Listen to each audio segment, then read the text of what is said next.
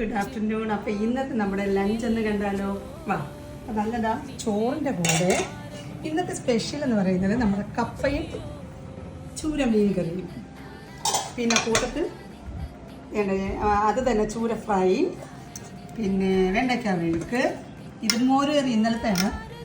പക്ഷെ എനിക്ക് ചോറ് കഴിക്കില്ല. പക്ഷെ കുറച്ച് കപ്പയും മീനും കഴിച്ചാലോ?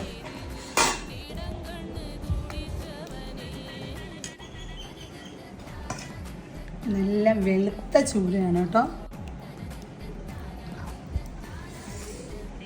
ഓക്കെ,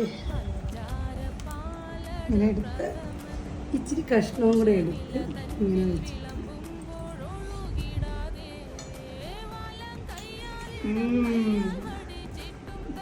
കുടംപുളി ഇട്ട് വെച്ചതാട്ടോ. നല്ല ടേസ്റ്റ്.